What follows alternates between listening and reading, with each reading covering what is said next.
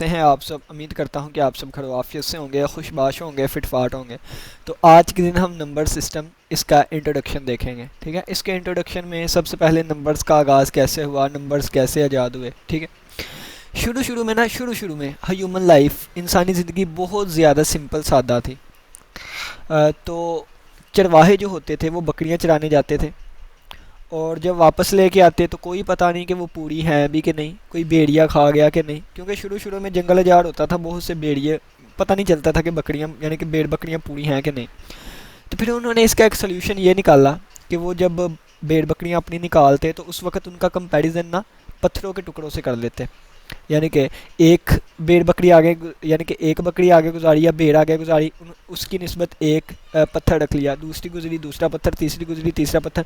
इस तरह जितनी भेड़ बकरियां बाहर निकाली उतने उन्होंने पत्थरों का मजमुआ कर देना। जब वापस चरा के शाम को या जब भी घर वापस लेके आना तो दोबारा मुआजना करके देखना कि आया कि मेरी चीज़ें या आया कि हमारी भेड़ बकरियां पूरी हैं कि नहीं। स्टार्टिंग में ना इस तरह होता था।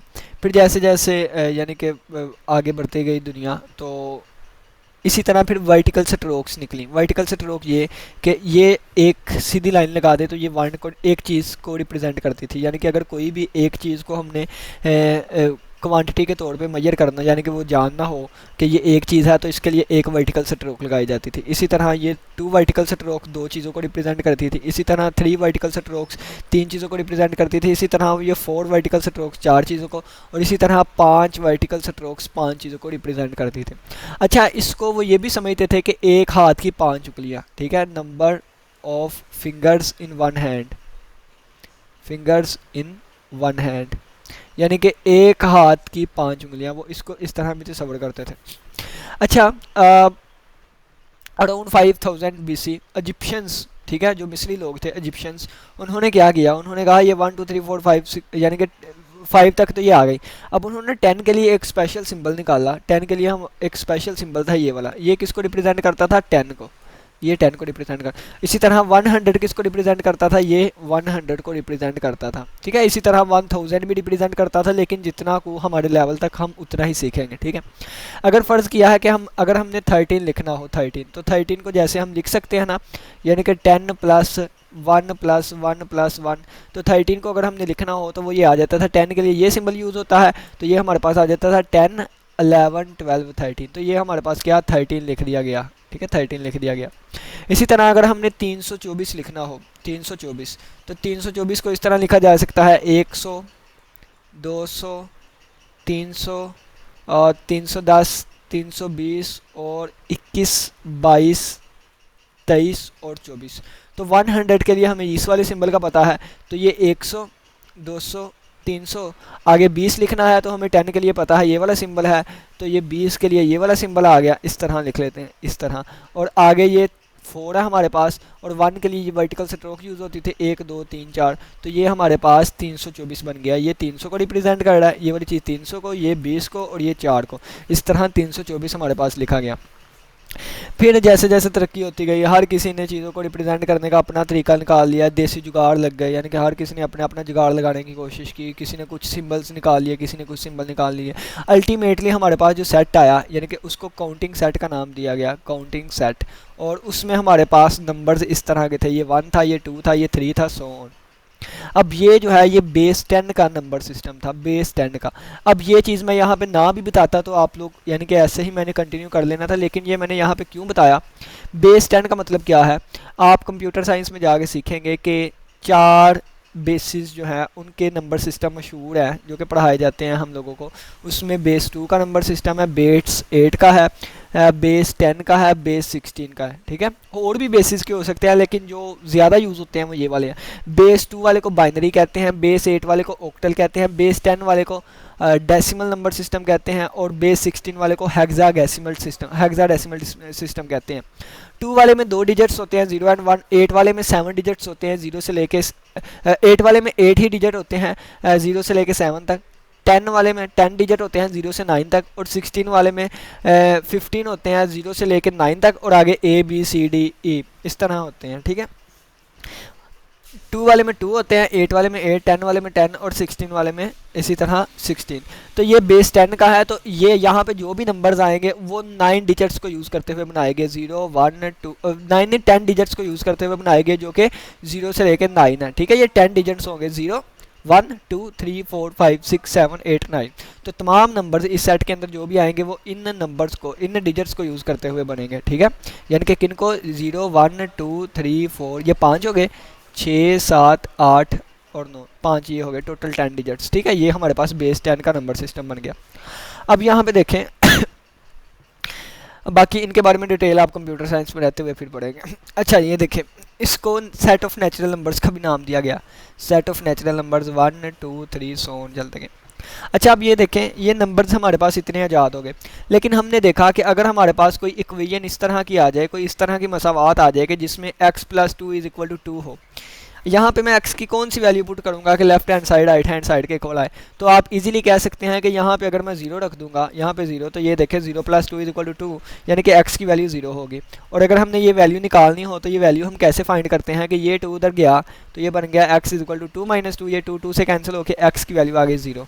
इसी तरह हम यहाँ से वैल्यू फाइंड कर सकते हैं, ये इससे कैंसिल हो गया, x की वैल्यू आ गई 0। अच्छा यानी कि ये इक्वेशन का सोल्यूशन जो है वो 0 आता था, यानी कि x की वैल्यू 0 पुट करने पे left hand side right hand side के इक्वल आती थी। लेकिन ये 0 सोल्यूशन इसमें नहीं था, ये नेचुरल नंबर में नहीं था, यानी कि the solution of this equation is not possible in this set natural number में ये सोल्यूशन पॉसिबल नहीं था। तो फिर एक और सेट बना दिया गया, सेट ऑफ होल नंबर, यानी कि एक और सेट का नाम दे दिया गया सेट ऑफ होल नंबर, जिसमें 0 भी था, 1 भी था, 2 भी, 3 सो ऑन, यानी कि 0 भी इसमें इंक्लूड कर दिया गया, ठीक है। अच्छा ये इतना ही है, अच्छा ये चीज़ इतनी हुई है, इसका स्क्रीनशॉट ले लें और फिर हम आगे बढ़ते हैं, ठीक है। इसको मैं अब रेज़ कर लूँ, मुझे नहीं था पता रेज़ करके आगे बढ़ा। अच्छा लेयर आ जाती है, एक मिनट, ये लेयर आ जाएगी।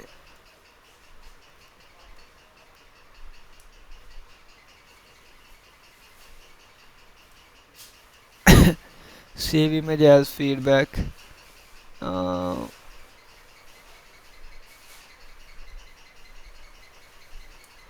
नहीं दे,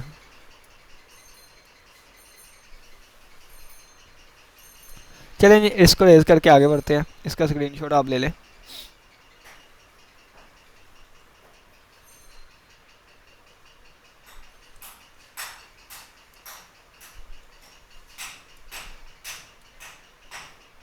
ठीक है चलेंगे आगे बढ़ते हैं।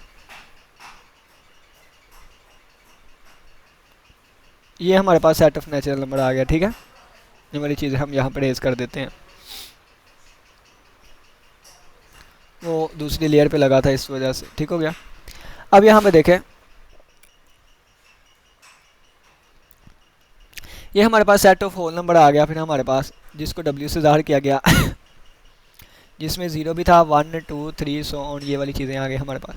अब यहाँ पे देखें हमारे पास एक ऐसी इक्वेशन आ गई, a + b x + b = a, यहाँ पे b बड़ा होगा a से, यानी कि x + 4 = 2 रख लें।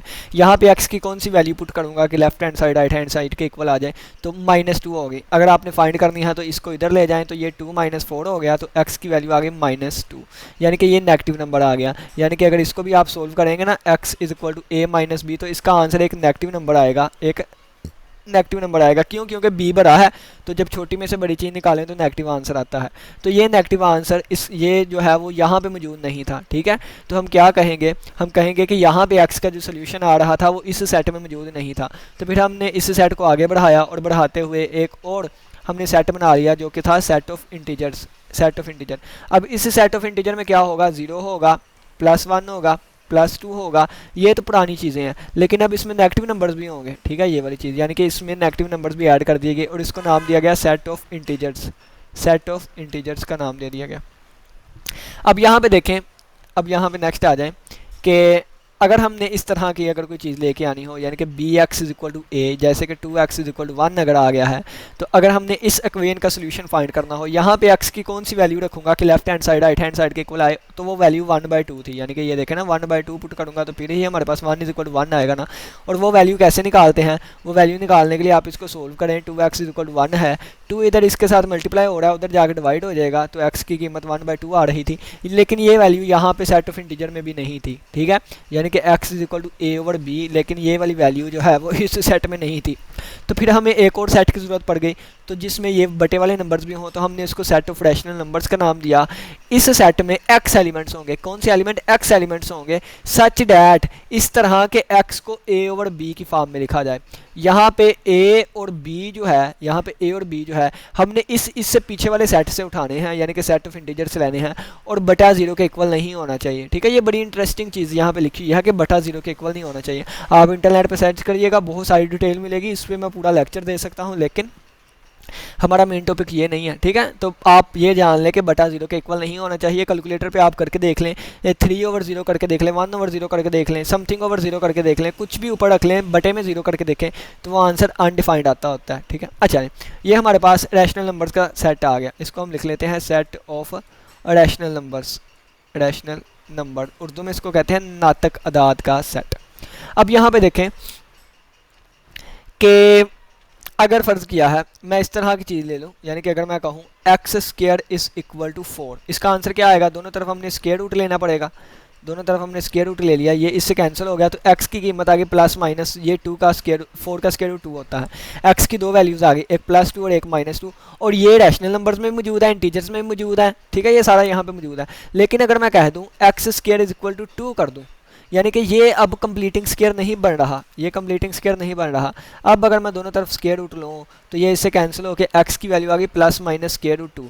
अच्छा, ये वाली वैल्यू जो आई है हमारे पास, ये किसी भी सेट में मौजूद नहीं थी, तो फिर हमारे पास ऐसे सेट मौजूद थे कि जिनमें हमारे पास या तो इंटीजर्स आ रहे थे, प्लस वाले, नेगेटिव वाले या बटे वाले आ रहे थे, लेकिन ये ऐसा नंबर आ गया जो कि पीछे वाले किसी भी सेट में मौजूद नहीं है। तो फिर एक और सेट बना दिया गया, हमने क्या कहा, ये सेट हमारे पास आ गया सेट ऑफ इरेशनल नंबर, इसको क्यू डैश का नाम देंगे, और इसमें x ऐसे एलिमेंट्स होंगे सच डैट कि x does not equal to a/b, यानी कि x को a/b की फॉर्म में नहीं लिखा जाएगा। यहाँ पे a और b इंटीजर्स हैं, यानी कि ये नंबर ऐसा नहीं है कि इसको बटे में लिखा जाए और ऊपर नीचे इंटीजर आता हो, ठीक है। तो ये हमारे पास, यानी कि आप सिंपली इस सेट की ये सिंपली डेफिनेशन ले लें कि इनके अलावा जो रियल नंबर्स बचेंगे, इनके अलावा जो नंबर्स बचेंगे रियल में रहते हुए, वो हमारे पास इरेशनल नंबर्स होते हैं, ठीक है। तो ये हमारे पास इरेशनल नंबर्स का सेट आ गया। अच्छा, अब ये एक अलग चीज़ आ गई, अब इनके अलावा जो नंबर थे वो एक अलग चीज़ आ गई, ये वाली। अब इन दो अलग चीज़ों को मिला के एक और सेट बना दिया गया जिसको सेट ऑफ रियल नंबर कहते हैं, और इसमें रैशनल और इरेशनल दोनों नंबर्स होते हैं, यानी कि यूनियन। यूनियन का मतलब क्या था, इसके एलिमेंट भी और इसके एलिमेंट भी, सारे क्यू के एलिमेंट, सारे क्यू डैश के एलिमेंट, इनके कॉमन नॉन कॉमन सारे एलिमेंट इसमें आ गए। ये हमने एक और सेट बना दिया, कौन सा, रियल नंबर्स का सेट, ठीक है। तो इसको नोट कर लें, इसका स्क्रीनशॉट ले लें, आगे नेक्स्ट मैं इसके रिलेटेड और कंसेप्ट आपको बताता हूँ, ठीक है, इसके रिलेटेड। अच्छा, ये पूरा पेज नहीं साफ होता, नहीं पूरा पेज नहीं साफ होगा, चलो जी जल्दी रिमूव हो रहा है, हम इसको रिमूव करते हैं और आगे बढ़ते हैं, ठीक है।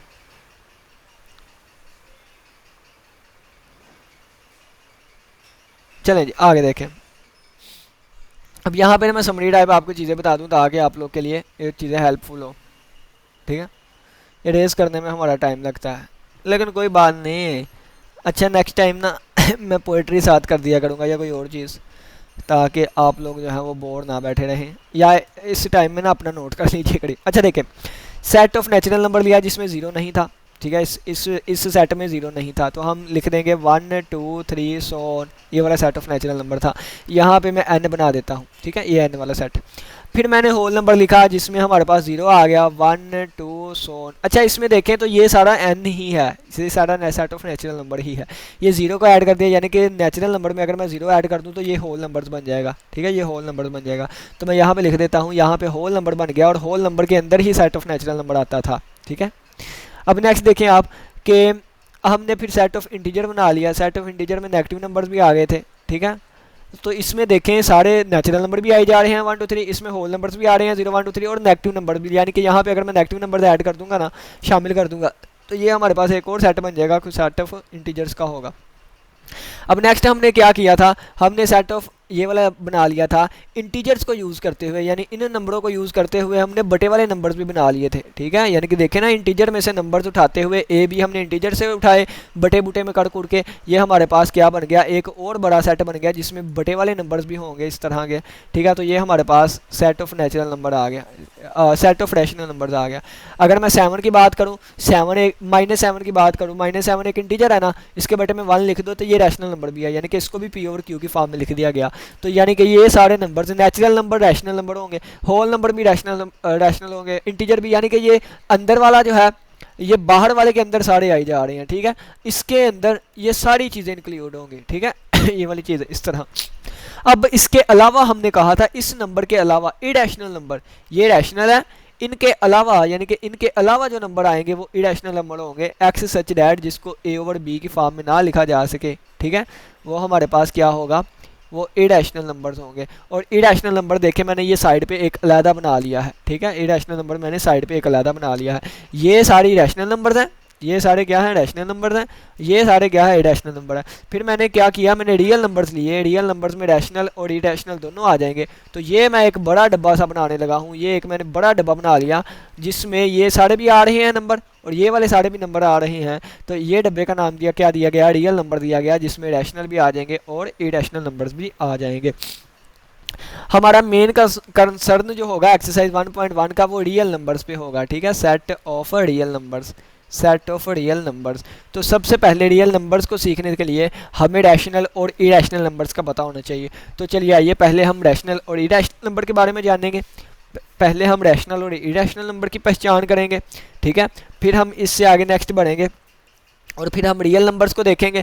फिर रियल नंबर से भी बड़ा एक नंबरों का सेट होता है जिसको हम कॉम्प्लेक्स नंबर्स कहते हैं, उसको फिर हम नेक्स्ट देखेंगे। अच्छा, ये वाली सारी चीज़ भी ना, ये वाला सारा डब्बा भी एक और बड़े डब्बे में बंद होता है और उस डब्बे को नाम दिया जाता है, या सिंपली मैं यहाँ पे अलहदा बना देता हूँ कि अगर ये सेट ऑफ रियल नंबर है तो सेट ऑफ रियल नंबर भी एक बड़े डब्बे में बंद होता है और उस बड़े डब्बे को नाम किया जाता है कम्प्लेक्स नंबर का, कम्प्लेक्स नंबर्स का, ठीक है। Set of complex number, complex number. दुनिया का हर एक नंबर कम्प्लेक्स नंबर होता है, ठीक है। दुनिया का हर एक नंबर जो है वो क्या होता है, कम्प्लेक्स नंबर होता है। कम्प्लेक्स नंबर के अंदर नेचुरल भी आ जाते हैं, होल भी आ जाते हैं, इंटीजर भी आ जाते हैं, रैशनल भी आ जाते हैं, इरेशनल भी आ जाते हैं, रियल भी आ जाते हैं। तो तमाम नंबर क्या है, कम्प्लेक्स नंबर होते हैं। कम्प्लेक्स नंबर का सेट सबसे बड़ा नंबरों का सेट है, ठीक हो गया। तो ये हमारे पास आज का लेक्चर था।